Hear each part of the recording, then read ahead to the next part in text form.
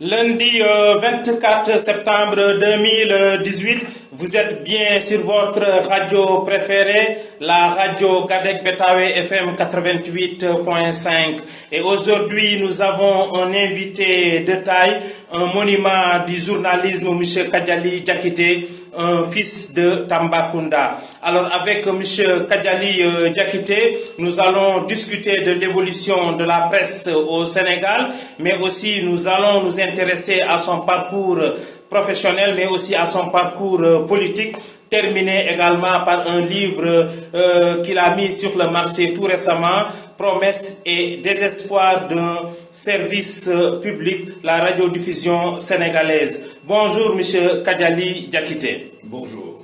En tout cas, c'est un plaisir le fait que vous avez accepté de venir répondre à notre invitation. Alors, merci. Première question, qui est M. Kadjali Diakité? C'est très simple, je suis un fils de Tambacounda, comme vous l'avez dit. Et je m'appelle Kadjali Diakité, comme tout le monde connaît. Peut-être que si je voulais m'amuser un peu à réveiller certains souvenirs, je dirais c'est Kadjali Dagadaga. Dagadaga, c'est quoi au juste? Dagadaga, c'est un terme que j'avais l'habitude d'utiliser à la radio quand je faisais des animations musicales. Et dans mon générique, je disais ça. Et puis sinon, il y a d'autres qui connaissent Kadjali Village des Jeunes. Et puis voilà, j'ai fait presque pratiquement les 3/4 de ma carrière ici à Radio Tambacounda. Et après, c'est depuis 2000 que je suis parti à Dakar. Et c'est là où j'ai pris ma retraite. Depuis 5 ans, je suis à la retraite, mais je suis resté toujours dans le monde des médias. Et parce que j'ai commencé à taquiner le web journalisme avec un site que j'ai mis en ligne. Bon, je vais profiter de votre radio pour tricher un peu, faire de la publicité. Il n'y a pas de problème.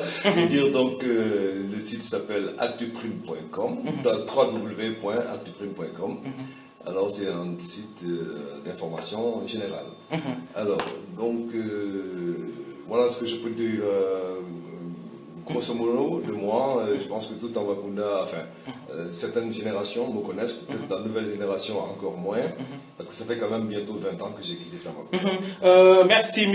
Kadjali Diakité. Donc je rappelle que vous êtes notre invité du jour et vous êtes un digne fils de Tambacounda. Alors maintenant vous êtes à la retraite et avec le recul, vous vous sentez plus Dakarois ou Tambacoundois? Bon,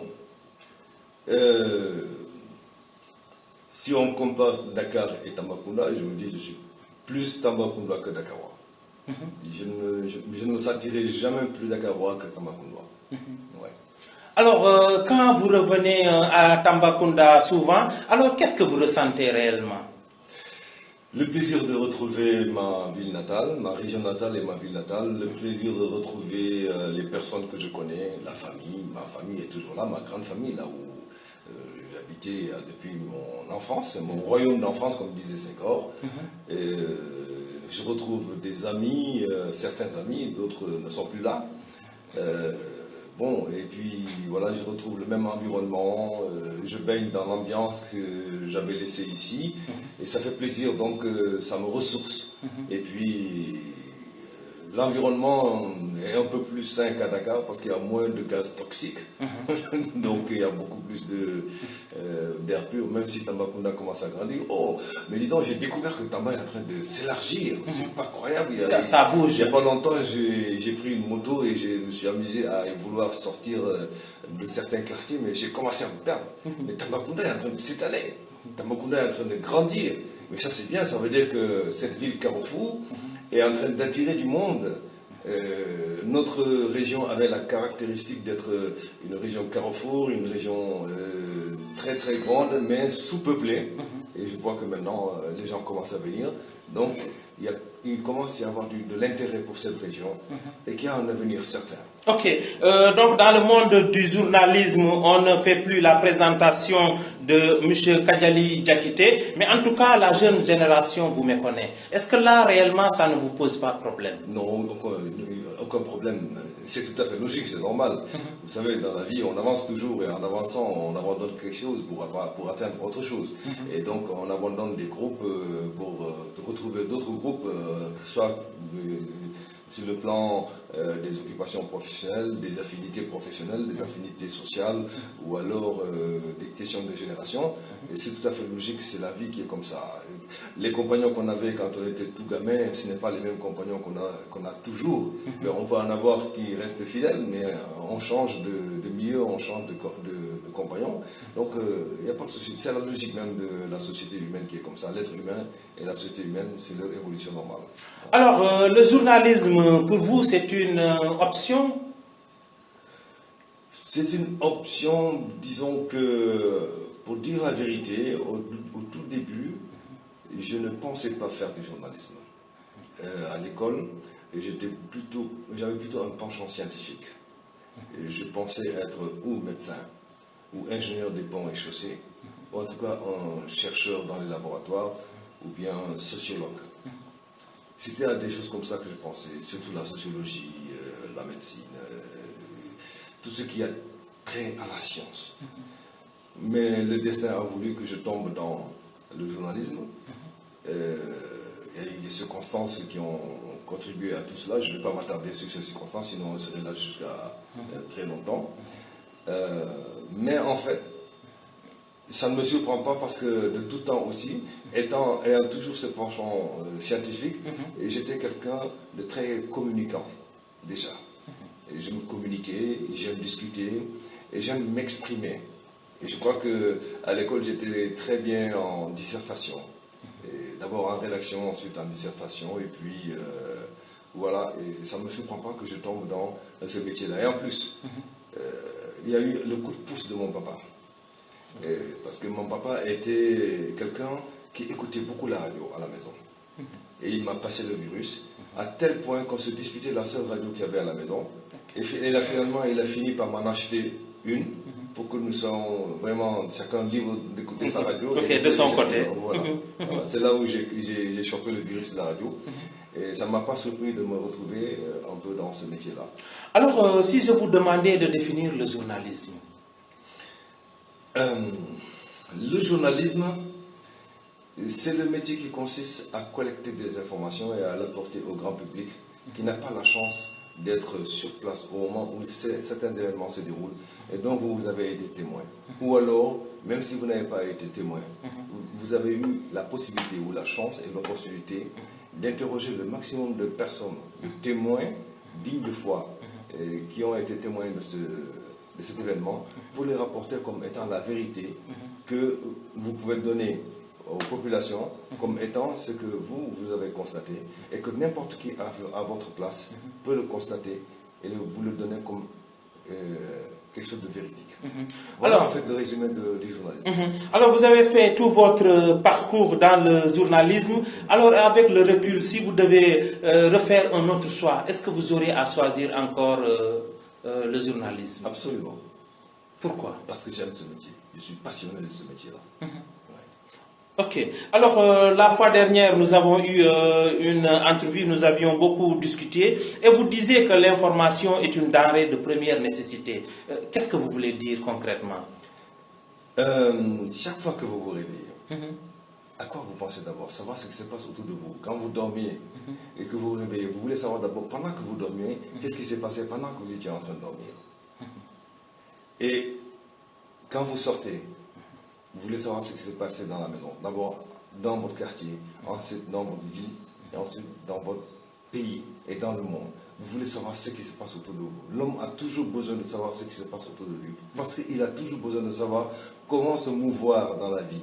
Où est-ce qu'il doit aller, où est-ce qu'il ne doit pas aller. Et qu'est-ce qu'il doit savoir pour régler ses problèmes quotidiens. Donc il cherche de l'information. Donc c'est au quotidien, minute par minute, seconde par seconde, qu'il cherche l'information. Donc l'information devient comme de la nourriture quotidienne, permanente. Donc c'est une denrée de première nécessité, comme le pain que vous cherchez tous les jours pour manger. Parce que s'il se passe un jour sans que vous mangez, vous risquez d'en subir les conséquences.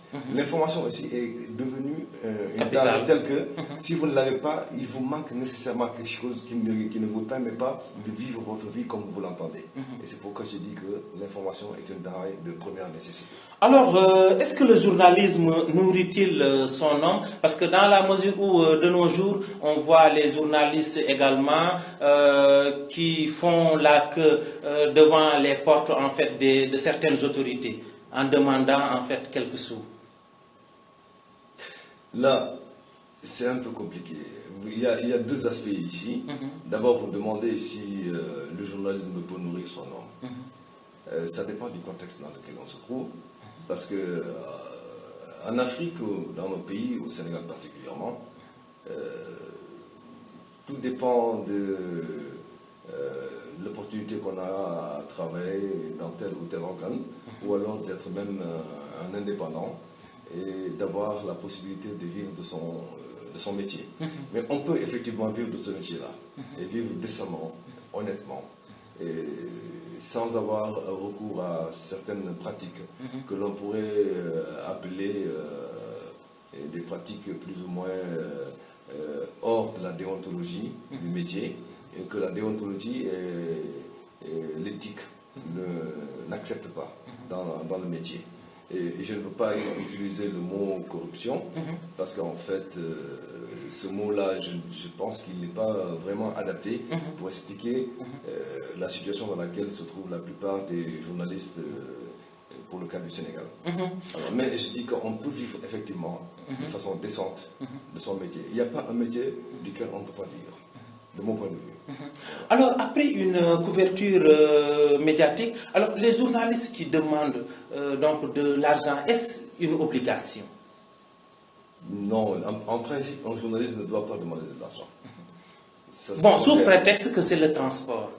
Non, je dis qu'on ne doit pas demander de l'argent, quoi que ce soit. En fait, quand on est indépendant, on fait des articles, on fait des reportages, on va sur le terrain, après on vend son produit. Et quand on vend son produit, le produit de la vente vous appartient. Et vous en faites ce que vous voulez, vous vivez avec ça et vous continuez à travailler grâce à ce produit, la vente de votre travail. Donc vous vivez à la sueur de votre front. Et si vous travaillez dans un organe de presse, en principe, logiquement, c'est l'organe de presse qui vous met à disposition les moyens de travailler. D'abord, c'est le salaire ou un cachet assez consistant pour que vous puissiez être à l'abri du besoin.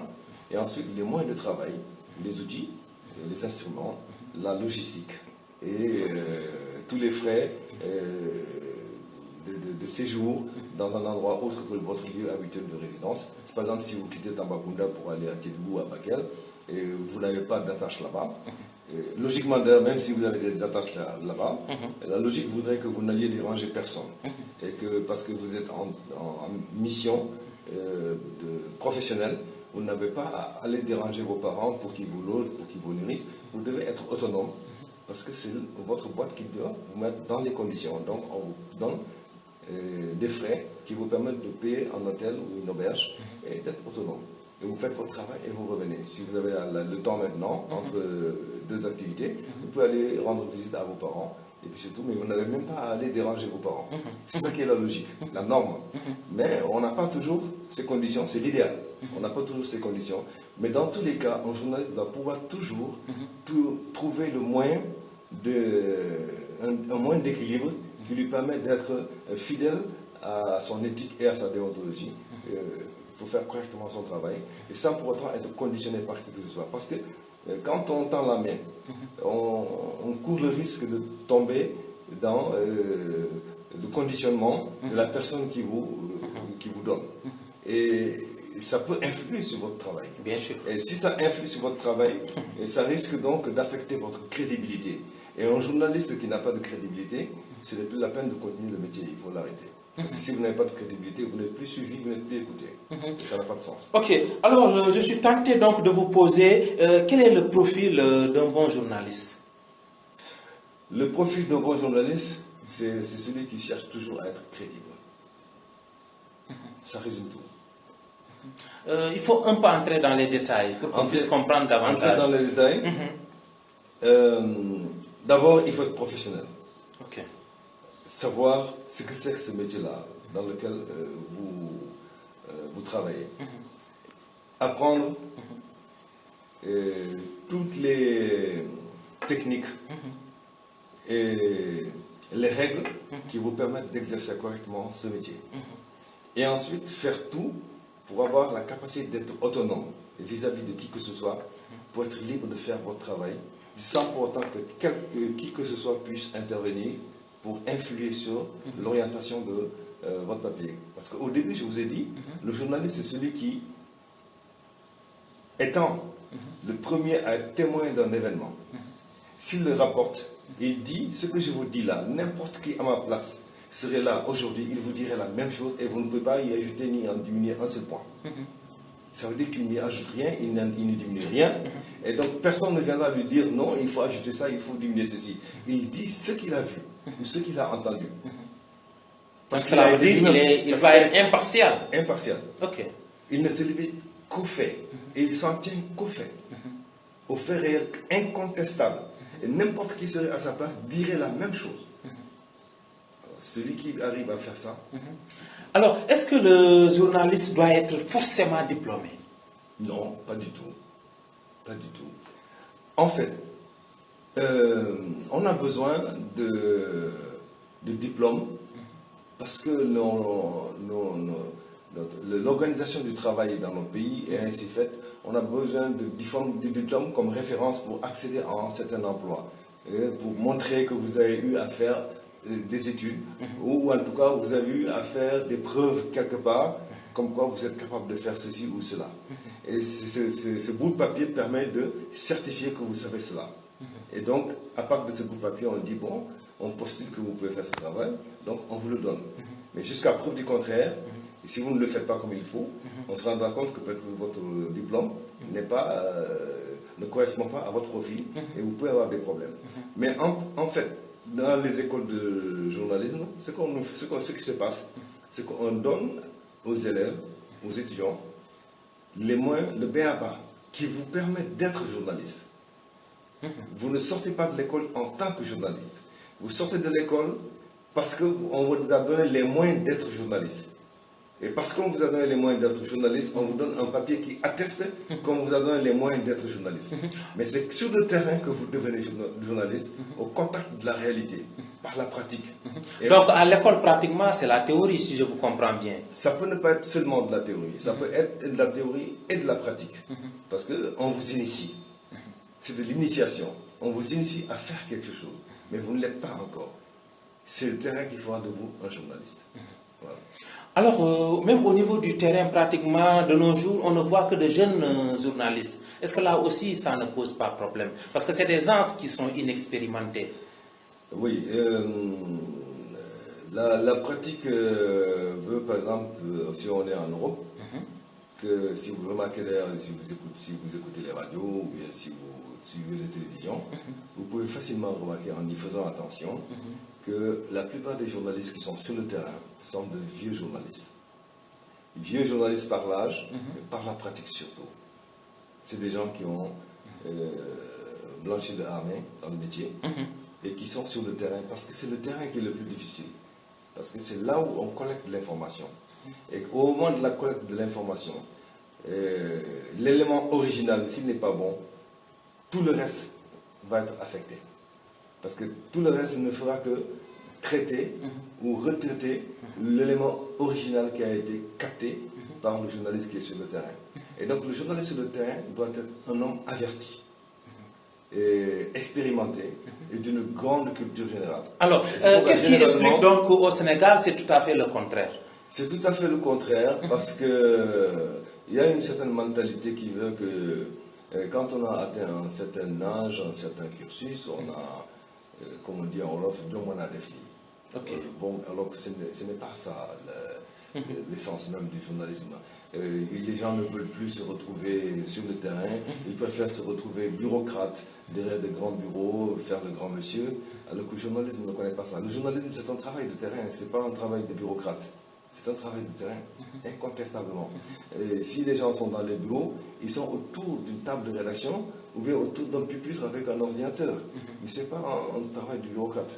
Donc s'ils sont autour d'un pupitre d'ordinateur, ou bien devant une machine à écrire, ou bien autour d'une salle de rédaction, c'est pour faire de la réécriture et pour finaliser le produit information qui doit passer au journal parlé ou au journal télévisé ou bien dans le papier journal pour que les gens puissent lire ça. Donc ce n'est pas de la bureaucratie. Et quand on est à ce niveau-là, et c'est généralement à ce niveau d'ailleurs que la plupart des jeunes stagiaires sont, parce que là aussi ils sont avec des vétérans qui les encadrent, qui leur montrent comment traiter l'information originale envoyée par les reporters sur le terrain. Mais sur le terrain, rarement on envoie des jeunes. Mais ici, c'est un peu l'inverse, parce que c'est la situation et les circonstances qui ont conduit les gens à le faire. Parce que la plupart du temps, comme je l'ai dit, les vieux, ils ont tendance à devenir des bureaucrates ou bien à aller ailleurs au lieu de rester dans le métier et rester sur le terrain. Donc, on ne peut pas laisser le terrain vide, il faut que ça soit occupé. Et généralement, c'est occupé par les jeunes. Et c'est là où se trouve le danger, parce que les jeunes qui sont sur le terrain, généralement, ils n'ont pas d'expérience, ils n'ont pas le métier dans le corps, et ils n'ont pas un bon background qui leur permet de faire une bonne collecte de l'information. Au moment de choisir l'information, et ils ne choisissent pas l'information à l'état pur, et ce qui fait que ça force un peu là-dedans, et ça suit toute la chaîne. Et ce qui fait que souvent il y a beaucoup d'erreurs, beaucoup de désinformation d'ailleurs, et plus des erreurs qui sont dommageables, et qui font d'ailleurs que la plupart du temps, les gens peuvent les attaquer facilement. Et ça affecte la crédibilité du métier. Voilà. Alors, nous avons également constaté qu'au niveau donc, des stations régionales, il n'y a que de jeunes reporters ou bien de jeunes journalistes. Mais là également, est-ce que ça n'altère pas la qualité même en fait de l'information? Parce que pratiquement tous les anciens migrent vers la capitale. Bon. Alors là aussi, je reviens à ce que je viens de te dire tout à l'heure. Le problème, c'est que c'est une question d'organisation professionnelle.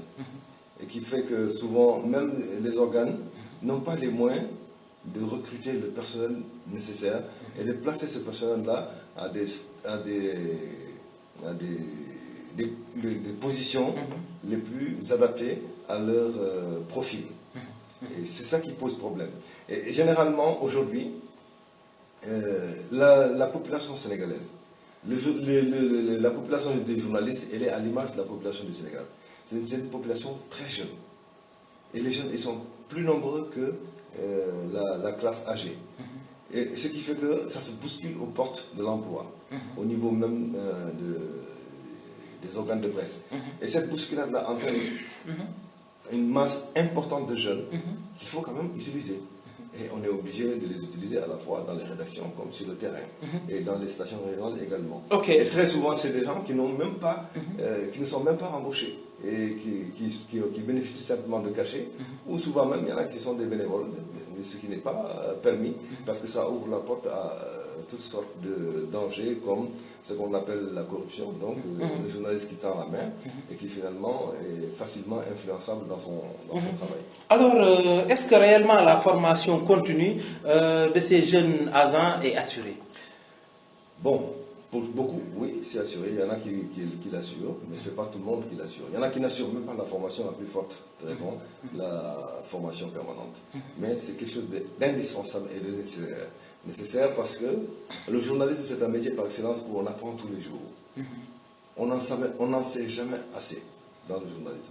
Moi qui vous parle, après 40 ans de métier, d'exercice à la RTS, et aujourd'hui je peux dire que j'ai 45 ans de métier dans les pieds, dans les jambes, et je continue à apprendre jusqu'à présent. Et le journaliste, c'est celui qui va apprendre jusque dans la tombe. Celui qui se suffit en disant que je sais tout, c'est que tu ne sais rien, c'est que tu ne sauras rien du tout, et tu ne seras pas un bon journaliste. Un bon journaliste toujours se dit, je ne sais pas, mais je veux savoir. Parce que nous traitons de l'information que nous adressons à la population, donc à la société humaine, aux individus. Et cette société humaine et ces individus sont évolutifs. Sont évolutifs plutôt. Et donc les gens changent, la société change. La société, elle se remodèle. et on doit s'adapter aux besoins de cette société qui change au fil du temps. Et ce besoin d'adaptation a besoin de renouvellement, de se renouveler dans son approche, de se renouveler dans le traitement de l'information et dans les instruments qu'on doit utiliser pour collecter, traiter l'information et la diffuser à l'attention. Donc, à l'endroit de nos auditeurs, je rappelle que notre invité du jour, c'est M. Kadjali Diakité, donc quelqu'un qu'on ne présente plus. C'est vrai qu'actuellement, il est à la retraite et il vit à Dakar. Alors, de nos jours également, il y a beaucoup de jeunes qui veulent embrasser le métier de journalisme. Alors, quel conseil donnerez-vous à ces derniers? Ce que je peux leur dire, c'est que c'est un métier passionnant. C'est un métier qu'il faut aimer d'abord pour pouvoir le faire correctement. Il ne faut pas entrer en journalisme par nécessité d'emploi. Et ça, c'est dangereux. Si on entre dans le métier par nécessité d'emploi, on risque de passer à côté. Et ça, c'est pas souhaitable. Donc, il faut d'abord aimer ce métier et devenir passionné de ce métier. Et ça vous apporterait beaucoup de choses. Et ça vous amènerait tous les jours à apprendre. Parce que quand on est passionné de quelque chose, on apprend toujours. Et il ne faut pas se dire aussi que forcément sont journalistes ceux qui sont allés dans les écoles de formation. Il y a plusieurs sortes d'écoles de formation. Il y a l'école de formation classique, là où on va, on prend son cartable ou son porte-document, on va dans une école avec une classe, un tableau, des enseignants, des formateurs, ça c'est bien. Mais il y a l'école de la vie. Dans la vie de tous les jours, vous pouvez rencontrer des journalistes et d'autres personnes, d'autres qualifications qui vous apprendront beaucoup de choses. Parce que le journaliste, ce n'est pas seulement connaître le métier, maîtriser les techniques et l'art du métier, mais il faut avoir aussi un background, c'est-à-dire une culture générale assez élargie pour pouvoir vraiment exercer ce métier-là et s'en sortir comme il faut. On doit pouvoir toucher à tout et comprendre tout et sans être contourné par qui que ce soit et sans être leurré par qui que ce soit. Donc il faut avoir un très bon background, donc une base de culture générale assez élargie et assez fournie.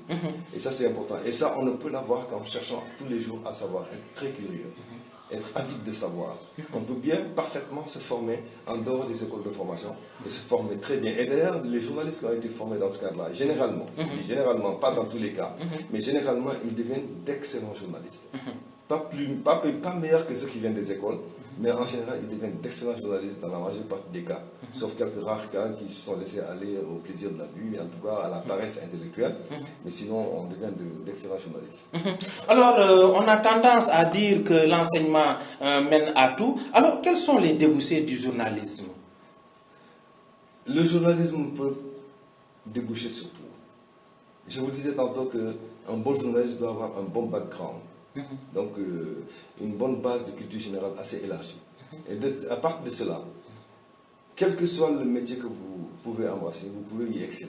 Parce que vous avez déjà eu connaissance, des connaissances plus ou moins approfondies de ce métier, ou en tout cas de cette branche, parce que vous avez côtoyé des gens qui sont spécialisés dans le domaine. Chaque fois que vous interviewez quelqu'un, vous ne pensez pas que vous apprenez quelque chose de lui.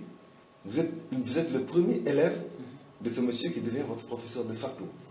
Il vous parle, vous l'écoutez, vous le faites parler, les auditeurs l'écoutent, les auditeurs en prennent quelque chose. Ils en bénéficient que ça, mais vous qui êtes l'intervieweur, vous êtes le premier bénéficiaire de son savoir. Et si vous arrivez à capter ce savoir-là, à l'analyser, à en tirer profit et à en tirer quelque chose que vous pouvez garder, au fur et à mesure de votre métier, au fur et à mesure que vous rencontrez des spécialistes dans des domaines divers, vous avez une ouverture sur le monde entier. Et ce qui fait qu'un jour viendra, vous aurez à vous mouvoir dans un domaine quelconque. Ça trouve que dans ce domaine-là, vous avez déjà eu à rencontrer 2, 3, 4, voire 10 ou 20 spécialistes dans le domaine qui chacun vous a livré un pan de son savoir que vous avez emmagasiné et vous utilisez ce savoir-là pour pouvoir vous mouvoir facilement dans ce domaine. Okay. C'est là où on dit que le journalisme mène à tout. Alors, je rappelle que vous êtes également formateur en journalisme. Alors, quels sont les journalistes qui vous ont marqué dans votre carrière? C'est difficile à dire parce qu'il y en a beaucoup. Mais les plus en vue? D'abord, quand j'étais tout jeune, avant même que je commence à travailler à la radio, il y avait des journalistes que j'aimais beaucoup écouter, des journalistes du Sénégal, des Jacques Césaire,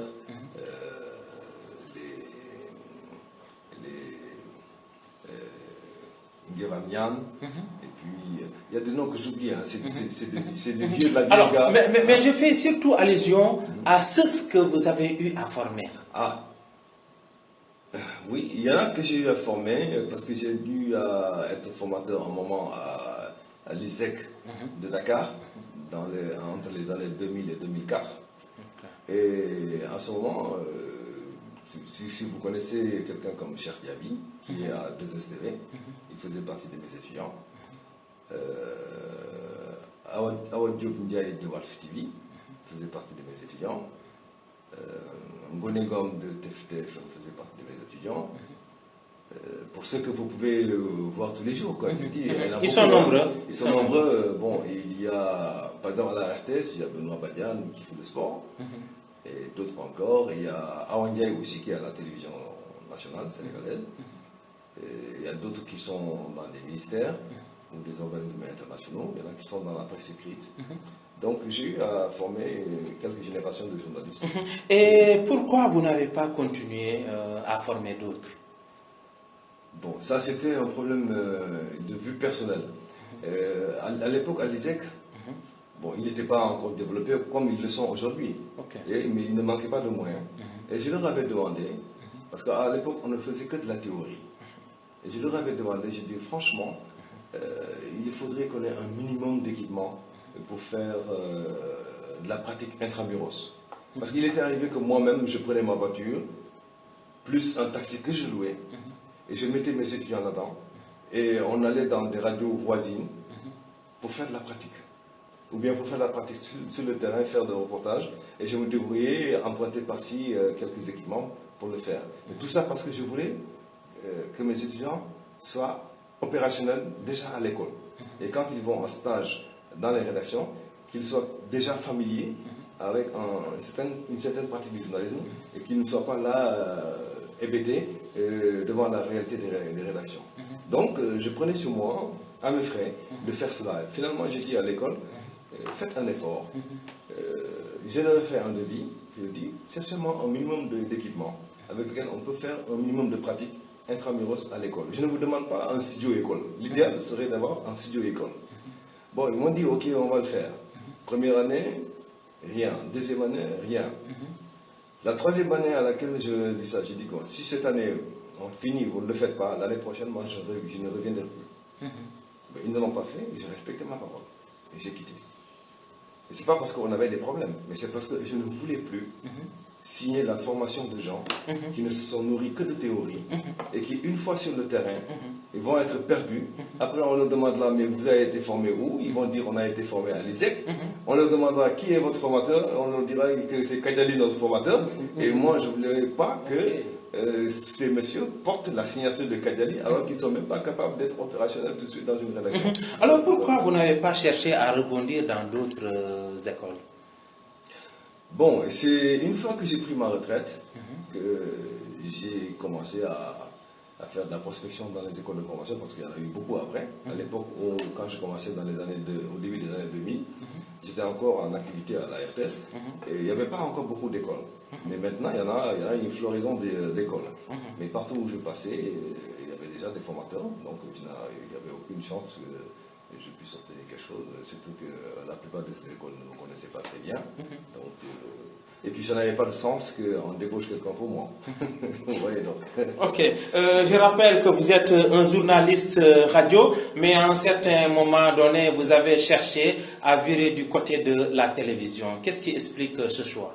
Non, je n'ai jamais cherché à virer du côté de la télévision. Mais vous avez tâté la télévision. J'ai taquiné pendant que j'étais à la RTS, à des circonstances fortuites. Mais je surveillais bien la télévision, je regardais bien, je fréquentais des gens, des collègues de la télévision. C'était un peu pour comprendre la télé. Mais je n'ai jamais demandé à être affecté à la télé. Et on ne m'a jamais appelé à rejoindre la télévision non plus. Mais est-ce qu'à l'époque, vous avez eu cette opportunité, réellement? Je n'y ai pas pensé vraiment. Moi, je n'y ai pas pensé, on ne m'a pas fait appel. Donc voilà, j'étais à la RT, j'étais à la radio, et je suis resté à la radio. Et avec le recul, si on vous demandait de choisir entre la télévision et la radio? Je resterai à la radio. Pourquoi? Parce que c'est le moyen le plus adapté à nos cultures et à notre environnement socio-économique, la radio, on peut l'emporter partout. Heureusement, aujourd'hui, avec le multimédia, la télévision aussi peut aller partout. Parce qu'à une époque donnée, si on me demandait si je devais choisir entre la radio et la télévision, et je reste radio. Parce que la radio, elle est beaucoup plus mobile, beaucoup plus flexible et beaucoup plus intuitive et également facile d'accès, facile à utiliser. Partout, on peut avoir son compagnon avec son poste transistor. Ce n'était pas le cas avec la télévision. Et nous, nos masses populaires sont tout le temps dans les ateliers, dans les champs, et en brousse à chercher. Parce que l'être humain, partout où il est, on doit l'atteindre pour lui apporter l'information. Et de ce point de vue, la radio est l'instrument le plus adapté. Mais heureusement, aujourd'hui, avec l'évolution technologique, c'est pourquoi je dis quelque part dans mes propos préliminaires qu'il y a toujours une adaptation à faire avec l'évolution des sociétés humaines et donc avec l'évolution de la technologie également. La technologie également suit l'évolution humaine, l'évolution des besoins des humains. Donc la technologie évoluant, on est arrivé aujourd'hui à une seule interface, on a tous les médias. On a la radio, on a la télévision, on a l'électricité. Maintenant, avec son portable, on a tout avec soi. On se balade avec, on va partout. Donc maintenant, on n'a plus de choix. Qu'on soit journaliste radio ou télé, ou tout, on est partout avec le consommateur de l'information. Alors, avec l'évolution fulgurante des médias et des nouvelles technologies, est-ce qu'on peut assister un jour à la disparition de la radio? Non, pas du tout. Non, justement, au contraire. Parce que la radio, peut-être dans sa forme classique, les gens verraient moins la radio, mais elle sera toujours présente. Mais vous, ce que vous faites là, ce que nous faisons aujourd'hui, les gens nous écoutent. Ceux qui n'ont pas la chance de nous écouter, directement sur les antennes hertziennes, ils vont nous écouter sur leur portable, sur leur smartphone. Donc la radio ne disparaîtra pas. Ça, il n'y a pas de doute. Ok, je reviens un peu à la télévision qui est en train de concurrencer dangereusement la radio. N'est-ce pas un frein pour la radio? Non, la radio... Mais le problème, c'est que la télévision est en train de prendre le pas. En tout cas, les jeunes en raffolent. Les gens en raffolent d'images. Pas de la télévision en tant que telle, mais d'image. L'image à travers le multimédia. Je le disais tout de suite, avec un smartphone, vous avez tout. Les gens sont attirés par l'image. C'est vrai, c'est un phénomène très attirant. Parce qu'il est plus facile de le comprendre. La personne qui est en face de vous, quand il vous parle, il y a beaucoup plus de relations directes. Et cette relation directe est un peu transportée sur le petit écran multimédia de votre smartphone. Et donc ça rend la communication plus personnelle, plus conviviale. Et c'est pourquoi les gens préfèrent l'image. Et souvent, l'image aussi, elle est parlante. Même si vous ne faites pas de commentaires, et vous ne dites rien, l'image elle-même, elle est parlante. Donc on a plus d'informations dans l'image que dans le son. Le son aussi est parlant en lui-même. Même si vous ne parlez pas, si vous faites un bruitage seulement, le bruitage seulement est une information. Bon, alors, mais la possibilité, c'est qu'on a maintenant la possibilité d'avoir tout en une interface. Donc les smartphones, les portables ou les tablettes. Donc on a le loisir d'écouter les sons ou de regarder les photos ou de visionner les vidéos. Et là, on peut le faire partout. On n'a pas besoin de s'asseoir devant un écran à la maison. Pendant qu'on est en train de rouler en voiture ou de marcher ou de déambuler ou on est assis sous un arbre quelque part, on peut regarder et tirer son épingle du jeu et partir. Alors, on a vu également que nos jeunes, la jeune génération est oisive dans la mesure où elle peut passer en fait des heures et des heures devant le petit écran. Quel conseil vous donnez à ces jeunes? Moi, je ne suis plus sûr que les gens passent des heures et des heures devant le petit écran. Regardez chez vous-même, regardez qui sont ceux qui regardent maintenant la télévision. Ils sont rares. Tout le monde est branché sur son smartphone. Ouais. C'est très rare maintenant. Mais attention, il y a les femmes de ménage, les enfants à la maison également. Même cette catégorie de personnes passent beaucoup moins de temps maintenant devant le petit écran qu'à avoir la tête baissée sur le smartphone. S'ils en ont, bien sûr. Mais là aussi, c'est un autre fléau social qui gangrène la société. Alors que même au niveau en fait, des établissements, maintenant c'est interdit peut-être lors des examens. Alors, quel conseil vous donnez également Là, c'est différent. aux élèves? Vous touchez des problèmes tout à fait différents. Oui.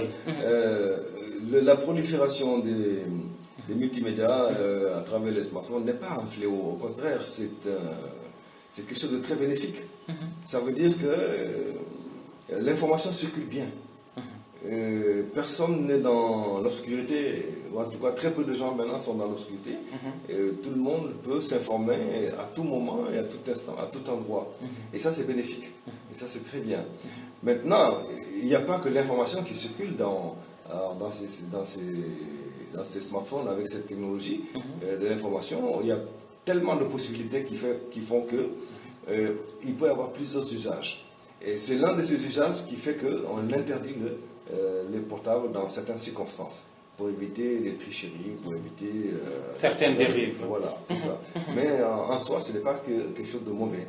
Mais il suffit de savoir où est le bon côté, où est le mauvais côté, et prendre des mesures pour faire rendre tout cela positif. Et la vie continue. Alors, nous voudrons également avoir une idée sur les modules de formation en journalisme. Les modules de formation en journalisme, c'est des modules qu'on adapte aux besoins de formation des gens.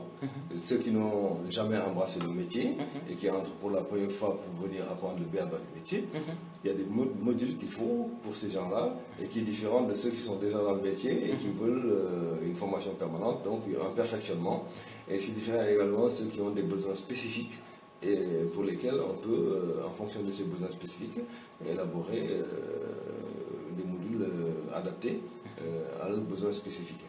Bon, mais d'une manière générale, on ne peut pas de but en blanc décider comme ça dans des modules de formation. Il y en a plusieurs sortes, et c'est en fonction des besoins et des circonstances que l'on peut élaborer des modules. Il n'y a pas de module préfabriqué, donc les modules, on les adapte aux besoins. Alors, je rappelle que M. Kadiali Diakité, vous êtes à la retraite, et aujourd'hui, vous vous êtes lancé... Attendez, je suis à la retraite de la RTS. Oui, c'est ça. Je reste un journaliste. Très bien. Voilà. C'est là où je vais en venir, parce que maintenant vous êtes dans le web journalisme. C'est quoi au juste? Bon, c'est le journalisme sur Internet, c'est-à-dire les médias sur Internet, radio ou télévision ou presse écrite. Voilà, c'est ça le web journalisme. Voilà. Est-ce que ça se passe bien? Est-ce que vous êtes bien écouté? Est-ce que vous êtes bien suivi? C'est trop dire parce que j'ai monté cette structure. C'est un groupe de presse que j'ai monté en réalité, chez le notaire, formellement. Mais dans ce groupe de presse, il n'y a qu'une seule entité qui est pour le moment fonctionnelle. Donc c'est le site d'information. Mais ce site d'information aussi a du mal à sortir la tête de l'eau, faute de financement. Parce qu'il faut un minimum de financement pour acquérir un certain nombre d'équipements et du personnel qualifié pour pouvoir vraiment faire le travail en fonction de la ligne rédactionnelle, l'orientation et les ambitions du site et du groupe de manière générale. Là, je dis que j'ai d'énormes difficultés à trouver soit des partenaires, soit des sources de financement pour bien lancer mon affaire. Et là, c'est vraiment déplorable parce que dans notre pays, il n'existe pas de structure qui aide les professionnels véritables à s'en sortir. Et si vous remarquez aujourd'hui, la plupart des groupes de presse qui ont été créés par des hommes d'affaires ou des gens qui n'ont absolument rien à voir avec les métiers et qui souvent n'ont d'autres préoccupations que d'utiliser ces organes-là comme des moyens d'influence ou des moyens d'enrichissement en tant qu'entrepreneur financier ou en tout cas entrepreneur pour vivre de son entreprise. Donc c'est des gens qui ont très peu de préoccupations par rapport à la profession elle-même. Et ce qui fait que d'ailleurs, ils n'ont pas le souci de recruter des bons professionnels et pour pouvoir faire le travail comme il faut. Pour eux, l'essentiel, c'est que l'entreprise fonctionne et que ça leur rapporte de l'argent. Alors, les professionnels qui veulent se lancer dans un métier, qui veulent être entrepreneurs, ils ont des difficultés parce qu'ils ne trouvent pas l'argent pour le faire. Non, pas l'argent pour le faire. Moi qui vous parle, tout ce que je fais, je le fais avec l'argent de ma retraite. Et c'est pas facile. Avec l'argent de ma retraite, je ne peux pas embaucher des gens, je ne peux pas m'équiper. Et je me débrouille comme je peux pour que le site existe et qu'il continue de vivre jusqu'au jour où je trouverai des sources de financement fiables et adaptées à mon besoin pour que je puisse être avancé. Et ce n'est que le site n'est que un élément du groupe de presse que j'ai créé. Et maintenant, si j'arrive à cela, on pourra dire que maintenant les journalistes eux-mêmes peuvent avoir leur groupe de presse et faire du vrai journalisme. En tout cas, pour joindre les deux bouts, à la retraite, il y a quelques-uns de vos collègues également qui travaillent dans le privé. Pourquoi pas vous? Bon, peut-être que personne n'a encore eu besoin de moi. Mais est-ce que vous avez eu à faire des démarches? J'ai eu à faire des démarches, mais comme je vous l'ai dit, j'ai eu l'impression que quand les gens me rencontrent au cours d'un entretien, et ils se rendent compte que je suis un vieux journaliste et qui a un certain bagage, si on peut dire ça comme ça, et c'est comme s'ils ils ont des inquiétudes à pouvoir m'employer et comme il faut et de pouvoir... Après, peut-être vous rémunérer. Voilà, bon, il y a tout ça, quoi. Donc, c'est des facteurs bloquants. Il y a des facteurs bloquants. Voilà, c'est ça. Mais vous aussi, vous n'avez pas cherché à les faciliter la tâche? Mais qu'est-ce que je peux faire d'autre que de me présenter, de présenter mon profil et de dire que voilà ce que je peux faire pour vous, voilà ce que nous pouvons faire ensemble. C'est tout ce que je peux faire. Alors, je ne peux pas forcer la main à quelqu'un, je vous le dis, mais nécessairement il faut travailler avec moi. Voilà. Alors, la retraite au Sénégal, comment vous la vivez? Bon, c'est pas facile, mais on fait avec. On fait avec, c'est pas facile, mais on fait avec. Quel conseil à la jeune génération? La jeune génération, bon, il faut travailler dur. Il faut accepter de transpirer et de contourner les difficultés et surtout chercher à savoir. Chercher toujours le savoir. Chercher toujours à s'améliorer. On n'a jamais assez de savoir dans ce métier-là. Il faut toujours chercher à s'améliorer.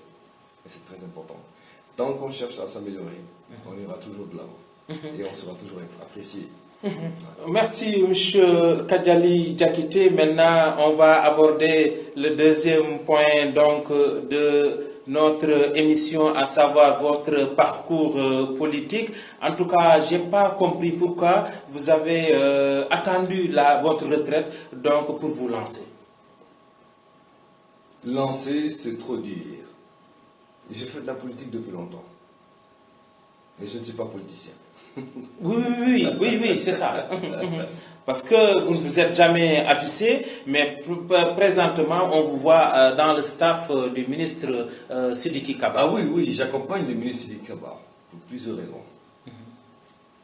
D'abord, je le connais bien, depuis longtemps, depuis qu'il était étudiant jusqu'à maintenant. On a eu à se côtoyer, on a eu à s'apprécier. Et ensuite, quand je l'ai vu sur le terrain ici à Tambacounda, j'ai remarqué qu'il a manifesté une volonté farouche d'aider les Tambacounda à s'en sortir. C'est lui qui a fait appel à vous ou bien comment ça s'est passé réellement? C'est moi qui suis allé vers lui. Et comment il a accueilli? Il m'a bien accueilli. Ok. Je suis allé vers lui, il m'a bien accueilli. Et qu'est-ce que vous vous êtes dit? Qu'est-ce que vous vous êtes dit pour votre compagnonnage? Qu'est-ce qu'on va dire? C'est la rencontre de deux volontés identiques. C'est la volonté de deux désirs identiques. Notre désir et nos volontés, c'est de travailler pour la communauté tambacoundoise. C'est de nous mettre au service de la communauté tambacoundoise. Et d'être utile à Tambacounda, à la région de Tambacounda. Et si je dis Tambacounda, je ne parle pas de la ville de Tambacounda, je parle de la région du Sénégal oriental. Parce que c'est comme ça que nous raisonnons, le ministre et moi. Et nous nous entendons parfaitement sur ce plan-là. Nous voulons nous mettre au service de la région de Tambacounda, d'abord, ensuite du Sénégal. Et c'est sur ce plan, quand je l'ai vu sur le terrain, comment il agit, j'ai dit, maintenant, j'ai quelqu'un qui me ressemble, avec qui je peux m'entendre et avec qui je peux me battre. Et je vais l'accompagner. Et je suis venu vers lui. Ce n'est pas lui qui m'a appelé, je suis venu vers lui. Et je vais l'accompagner. Et je souhaiterais que beaucoup de gens qui pensent comme nous viennent vers nous. Pour qu'on fasse l'union, pour avoir suffisamment de force. Parce que de tout temps, je me rappelle très bien, depuis ma tendre jeunesse jusqu'à maintenant, combien d'associations ont été créées dans Tambacounda pour le développement de Tambacounda, pour le développement du Sénégal oriental, les sigles et les appellations diverses, que ce soit des jeunes, que ce soit des femmes, que ce soit des adultes. Combien d'associations ont été créées, aussi bien localement que dans la diaspora. Mais jusqu'à présent, on ne peut pas dire que ces associations ont pu atteindre leur objectif. Peut-être qu'ils ont eu à faire quelque chose de concret.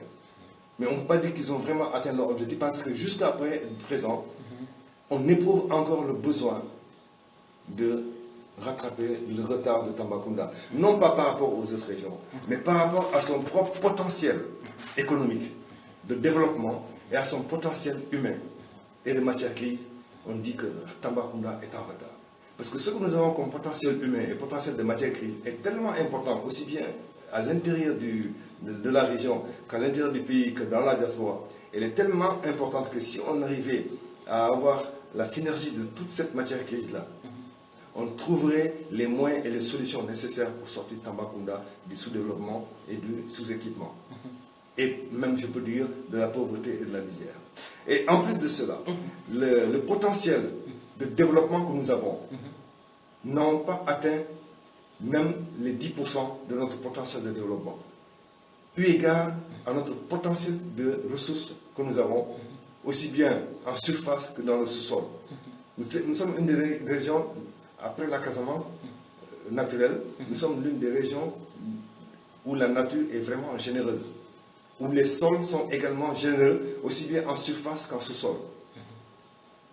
L'hydrographie est extraordinaire par rapport au reste du Sénégal. Mais tout ça n'a pas pu profiter ni au Sénégal oriental, comme il se doit, ni au reste du pays. Quelques individus en tirent profit. Ils s'enrichissent au détriment de la communauté. Qu'est-ce que nous devons faire, nous? C'est faire en sorte que tout cela, on puisse valoriser ça. Au bénéfice d'abord des enfants de la région.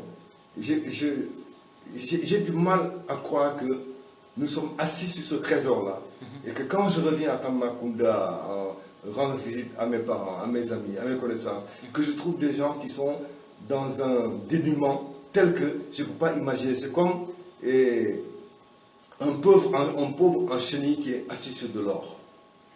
Vous comprenez? Ça fait mal. Et donc nous devons faire l'effort de faire en sorte que cela change. Et si on a un individu qui le fait, deux individus qui le font, trois, mais il faudrait qu'on soit des milliers pour le faire ensemble, mais pas séparés, pas divisés. Mais chaque fois que l'on dit il faut développer la région de Tambacounda, les gens sont divisés. Chacun dit je suis le meilleur. Chacun se met à côté, comme on dit, connaître des noms de Sediak. Et ça ne nous permet pas de sortir de l'ornière. Dans la vie, il faut savoir que dans toute communauté, il y a toujours quelqu'un qui dirige. Il y a toujours quelqu'un qui est devant. Ce n'est pas parce qu'il est le meilleur de tous. Ce n'est pas parce que les autres sont médiocres. Mais il faut de la discipline. Il faut de l'organisation. Il faut de la méthode.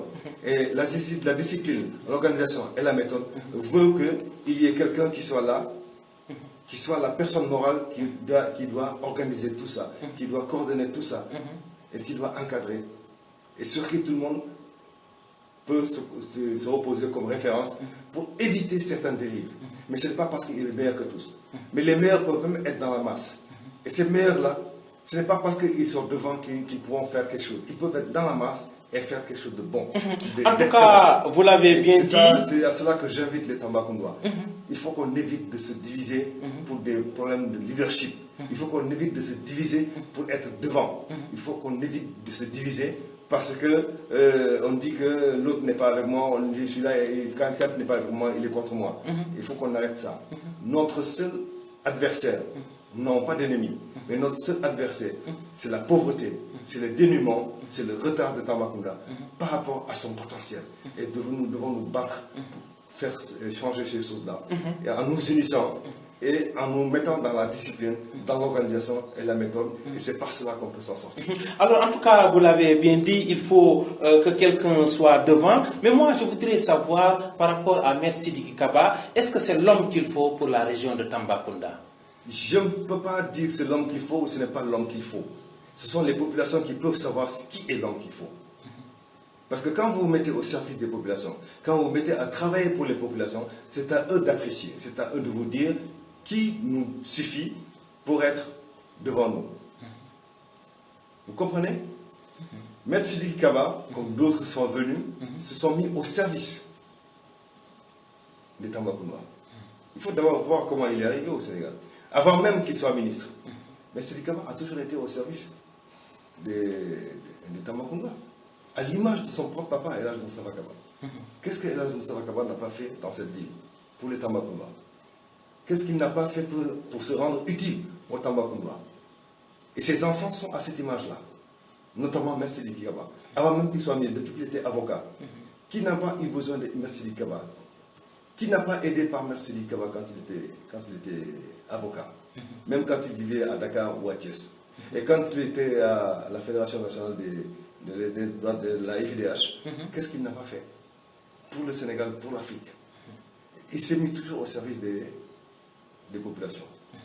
C'est quelqu'un qui s'est déjà fait, il s'est réalisé. On a eu besoin de lui, on a fait appel à lui, il est venu pour ses qualités, pour son profil. Il est venu, il dit, ok, je me mets au service du Sénégal, mais je vais me mettre également toujours encore mieux au service de la région de Tambacounda. Et c'est comme ça qu'il est venu. Mais si les gens l'ont accueilli à bras ouverts, c'est normal. Mais maintenant, quant à dire si c'est l'homme qu'il faut ou si ce n'est pas l'homme qu'il faut, ça c'est à la population de le dire. C'est pas à moi de le dire, c'est pas à Maître Sidiki de le dire. Mais c'est à la population de le dire à partir de ce que la population peut ressentir à travers ce qu'il fait. Ok. Monsieur Kadiali Diakité, un membre de l'APR. Bon, je ne peux pas... Ce que je peux dire, je me suis lancé aux côtés de Maître Sidiki Kaba. Maître Sidiki Kaba Et de l'APR. Et de l'APR. Donc, par ricochet, je suis de l'APR. Et je viens juste de commencer avec lui. Je viens juste de commencer avec lui, donc on peut dire que je suis de l'APR. Alors, pourquoi ce choix réellement? Pourquoi l'APR? Parce que là, il y a d'autres considérations qui entrent en jeu par rapport même au président de la République. Ce n'est pas une affaire de parti qui m'anime. Ce n'est pas une affaire idéologique qui m'anime. Moi, je suis pragmatique. C'est une question de réalisme.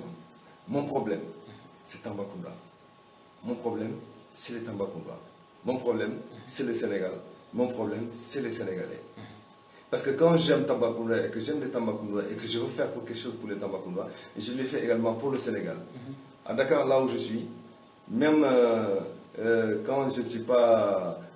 quand même que je ne suis pas natif de Dakar, mais il y a des choses qui me font mal à Dakar. Si je peux les changer, je les change.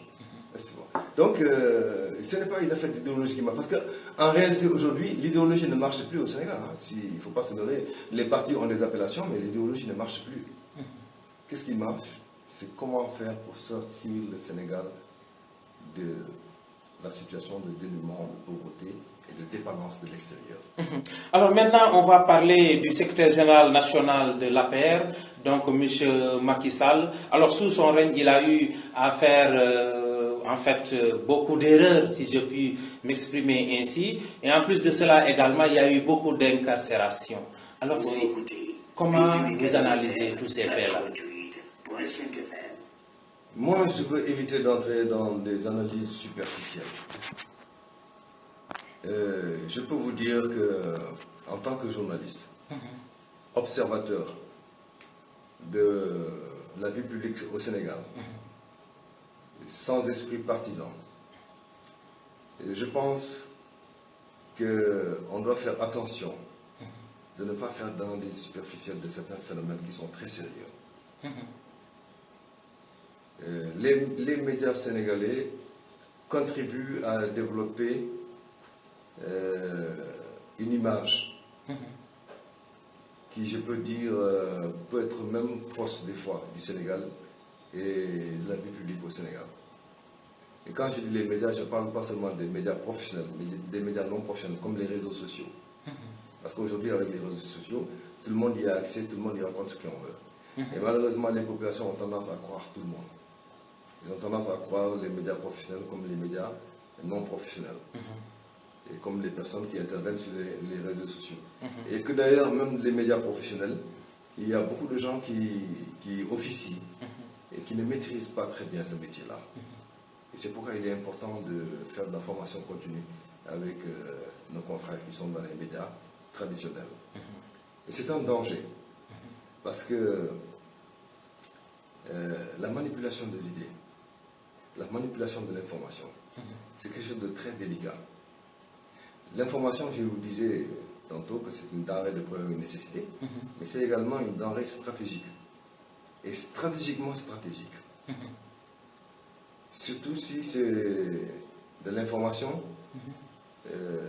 tirée de bonnes sources. Mais quand c'est des forces d'information, ça peut être un danger également. L'information peut être un danger, un très grand danger pour une société et pour des individus. Et c'est en cela que je dis que moi, je ne veux pas me lancer dans certaines considérations, certaines analyses superficielles de certains phénomènes. On dirait que vous avez peur de vos idées, M. Kadiali Diakité. Je n'ai pas peur de mes idées. Qu'est-ce qui se passe donc? Vous êtes réticent en tout cas. Hein? Vous êtes réticent en tout cas. Je ne suis pas réticent et je ne veux pas aborder dans le sens de ceux qui font des analyses superficielles. Mais quelle est votre position, vous? Position par rapport la position de l'intellectuel par rapport à la situation politique du Sénégal, par rapport à l'ébullition que vous voyez. C'est ce que je suis en train de vous expliquer. Ma position est la non, c'est-à-dire que je voudrais savoir, est-ce que vous êtes en phase avec le président de la République? Bien sûr. Est-ce que c'est normal? C'est le président de la République, c'est le président de tous les Sénégalais. Si je ne suis pas en phase avec lui, je vais être en phase avec qui? Mais ce n'est pas parce qu'il est le président de la République que tous les actes qu'il pose, en fait, c'est des actes normaux. Mais aucun être humain ne peut faire que des actes normaux. C'est un être humain. Oui, mais souvent, il y a des dérives. Oui. C'est là réellement où je veux que vous en veniez. C'est là, je ne sais pas si vous avez bien suivi mon développement. Moi, je ne veux pas suivre mes confrères, ceux des médias, dans leur désir. Les gens veulent vous faire dire ce qu'eux ils veulent que vous disiez. Moi, je ne dirais pas ça. Je suis du métier. Et je suis un vieux du métier. Vous ne pouvez pas me faire dire ce que je n'ai pas envie de dire. Vous ne pouvez pas me faire abonder dans le sens que je ne veux pas abonder. Ça, ce n'est pas de la peur. Moi, je n'ai pas peur de mes idées. Si j'avais peur de dire quelque chose, je ne serais pas devant ce micro-là. Je n'ai jamais peur de mes idées. Au contraire, j'ai le courage de mes idées et de mes positions. Et je dis qu'aujourd'hui, au Sénégal, il y a beaucoup d'idées fausses qui circulent. Il y a beaucoup d'idées incorrectes qui circulent.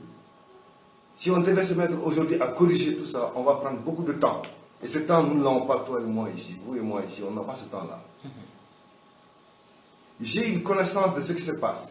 Et j'ai une analyse de ce qui se passe. Si on devait le développer ici, ce n'est pas au cours d'une seule émission qu'on va le faire. Parce que ce qui s'est passé ne s'est pas passé au cours d'une seule émission. Ça s'est passé au cours de plusieurs émissions qui ont été diffusées pendant des années au Sénégal et qui finalement devenu un meuble de l'esprit des Sénégalais. Les Sénégalais ont cru à beaucoup de choses qui ne sont pas réelles. On a fait croire aux Sénégalais à beaucoup de choses qui ne sont pas réelles. Il y a des choses qui sont réelles, il y a des choses qui sont vraies. Mais il y en a qui ne sont pas vraies. Pourquoi? Parce que souvent on donne la parole à qui au Sénégal? Si vous analysez très bien, quels sont les gens qui ont l'habitude de parler au Sénégal? Ce sont les politiciens. Ce sont les politiciens qu'on fait parler le plus souvent. Mais le politicien par nature, c'est qui? C'est un partisan. Il n'a pas l'analyse pointue, il n'a pas l'analyse détachée, il n'a pas l'analyse souvent objective. Il a une analyse partisane. Et si vous ne faites parler que des analyses partisanes, vous meublez le cerveau avec des images de partisans. Et vous forcez le débat. Et ce que je l'ai toujours dit, on m'a souvent invité dans les radios et les télévisions. Mais quand j'interviens, je fais beaucoup attention à ce que je dis. Et j'attire l'attention sur mes compagnons avec lesquels j'ai été invité. Et puis faites attention en disant ce que vous dites. Ne vous laissez pas emporter par l'euphorie populaire. Nous avons un métier, nous avons un savoir et un savoir-faire, nous avons des outils et des instruments d'analyse que nous devons mettre au profit des populations. Nous ne devons pas suivre les politiciens. Nous ne devons pas être dans la même lancée que les politiciens. C'est vrai que les médias aiment faire parler les politiciens parce que ça se vend bien. Les politiciens se vendent bien. Leurs propos se vendent bien. Ils s'attaquent, comme ils disent, ils se cognent dessus. On utilise même leur langage dans nos papiers. Quand j'entends souvent des journalistes dire que Massamba a cogné Massamba, ça, c'est pas un langage journalistique. C'est du langage politique, c'est du langage vulgaire, c'est du langage de la rue. Ok. Ce n'est pas un langage journalistique. Le langage journalistique doit être équidistant et correct et courtois, mais réel, et reflétant la réalité. Il faut qu'on fasse attention. On aime faire le buzz au Sénégal. Et quand on dit buzz, il y a toujours quelque chose qui passe à côté. Les journalistes sont toujours à la recherche de buzz. Ils sont toujours à la recherche de sensationnel. Et c'est ça le danger. Moi, je vous parle, je ne dis pas que je suis meilleur que tous, mais j'ai ma façon de voir les choses. Okay. C'est pourquoi je ne veux pas me lancer dans votre volonté de me faire dire ce que je n'ai pas peur. Nous avons compris, M. Kadiali Diakité. Alors, l'actualité politique, c'est le parrainage. Alors, votre position, est-ce que vous êtes d'accord? Bon, tu sais, toute œuvre humaine est perfectible. Il est indéniable que le parrainage, il y a des choses qui sont à perfectionner là-dedans. Mais cette perfection ne peut arriver que par la pratique. C'est la première fois qu'on va pratiquer de cette manière le parrainage. Il va sembler qu'il y a des gens qui seront contents, il y a des gens qui ne seront pas contents. Et ce n'est même pas une affaire de content, mais on y rencontrera des difficultés. Et au fur et à mesure, on va améliorer ça. Mais le parrainage était nécessaire. Pourquoi? Pas seulement le parrainage, mais avant même le parrainage et après le parrainage, il y a quelque chose qui est nécessaire. Un petit pays comme le Sénégal, combien de partis politiques? Moi, je dis que c'est excessif. C'est du laisser-aller. Ce n'est pas que du laisser-aller, mais c'est excessif. Et ça se comprend. Pourquoi ça se comprend? Vous savez, aujourd'hui, si vous analysez bien la situation socio-professionnelle au Sénégal, le plus gros employeur du Sénégal, c'est la politique. Est-ce que vous savez ça? Analysez bien la société sénégalaise. Okay. Le plus gros employeur, le plus grand moyen d'enrichissement, c'est la politique. C'est dit la politique politicienne, telle qu'on la pratique ici. Mais la politique est une chose noble. La politique, c'est se mettre au service de la communauté. Mais ce n'est pas se servir de la communauté ou se servir des biens de la communauté. Mais la politique, c'est servir la communauté et apporter de la richesse et du bonheur et du bien-être à la communauté. Et c'est ça la politique noble. Mais ici, on a une autre conception de la politique. Et cette politique-là, tout le monde va vers cette politique. Personne n'a plus de métier. Personne n'a plus de travail à lui-même. Personne ne réfléchit à se réaliser par soi-même, par son effort personnel. Tout le monde se verse dans la facilité en allant vers la politique. Parce que c'est là où facilement... Parce qu'on a vu que c'est là aussi que l'argent circule. Et l'argent facile circule. Et c'est là le danger du Sénégal. Parce que notre économie n'est pas fondée sur quelque chose de réel, quelque chose de solide. Elle est fondée sur quelque chose de fluctuant. La politique et les affaires. Et même quelque part l'argent sale. Et c'est ça qu'il faut corriger. Et quand quelqu'un s'appelle à corriger cela, on dit que son règne est difficile. Ok. J'ose espérer que vous avez... J'ai compris, j'ai compris. Voilà. Alors j'ose espérer que vous avez rencontré, ne serait-ce une fois, le président Macky Sall. Alors comment est l'homme? Jamais. Vous ne l'avez jamais rencontré, mais vous l'avez aimé. Je n'ai pas à le détester, ni à l'aimer. Et vous le suivez également de loin? Ni à le détester, ni à l'aimer. C'est mon président de la République, point barre. Et je dois, en tant que républicain, être derrière lui. Ok, alors nous allons terminer l'émission, M. Kadiali Diakité. Je l'ai dit à l'entame de notre émission que vous avez eu à écrire un livre, Promesses et désespoir d'un service public, la radiodiffusion sénégalaise. Est-ce que vous pouvez nous faire le résumé donc, du livre en quelques minutes? Oui, c'est difficile, un livre de près de 400 pages, le résumé en quelques minutes. Bon, c'est-à-dire que j'ai voulu faire une analyse de l'audiovisuel sénégalais en général à travers l'histoire et l'évolution de la radiodiffusion télévision sénégalaise depuis l'époque coloniale jusqu'à nos jours. Et le sujet que j'ai traité, c'est un sujet qui est encore d'actualité. Le livre est sorti en 2013 mais il est encore d'actualité et je pense qu'il sera encore d'actualité pendant des années encore. Et sans me vanter, des universitaires m'ont dit que c'est un travail d'archéologie, un travail d'universitaire, et que les universitaires eux-mêmes doivent en faire un livre de chevet à cause de son contenu, de l'analyse et de ses références. Donc j'ai voulu permettre aux Sénégalais de mieux connaître l'audiovisuel au Sénégal, l'audiovisuel public comme privé, excusez-moi, à travers l'histoire de la radio-télévision sénégalaise, son évolution, son histoire, son interaction avec les acteurs de la vie publique, les politiciens, les gens de culture, les éléments de la société culturelle, la société sportive, la société traditionnelle, les sociétés religieuses, tout le monde, tous ceux qui ont plus ou moins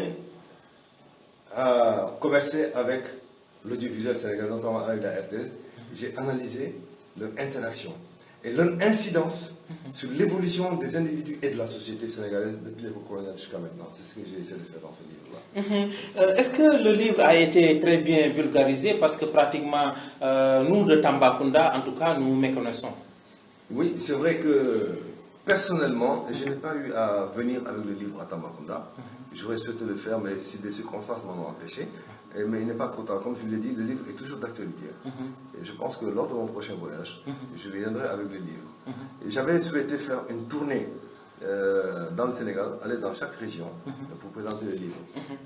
Parce que l'histoire que je raconte, ce que je raconte dans le livre, c'est aussi bien valable pour le Sénégal comme la plupart des pays africains, de l'Afrique de l'Ouest et de l'Afrique francophone. Parce que nous avons la même histoire, la même évolution.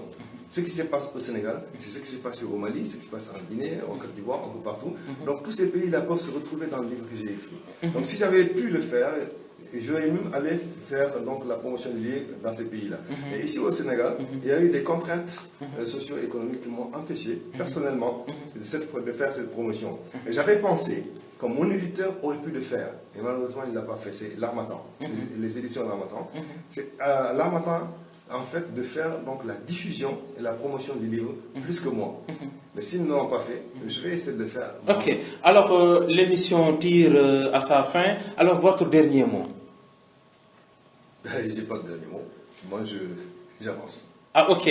Alors, merci, M. Kadiali Diakité. Vous êtes journaliste à la radio-télévision sénégalaise, mais aussi un digne fils de Tambacounda. Vous étiez notre invité ce matin. En tout cas, nous autres Tambacoundois, nous sommes très fiers de vous. Et nous apprenons également beaucoup de vous. Merci. Et nous comptons beaucoup sur vous. Merci. À la cabine technique, Yoba Nyoké, sous la supervision de Seydou Diop, à la présentation, M. Keba Kebe. Bon lundi prochainement. Merci.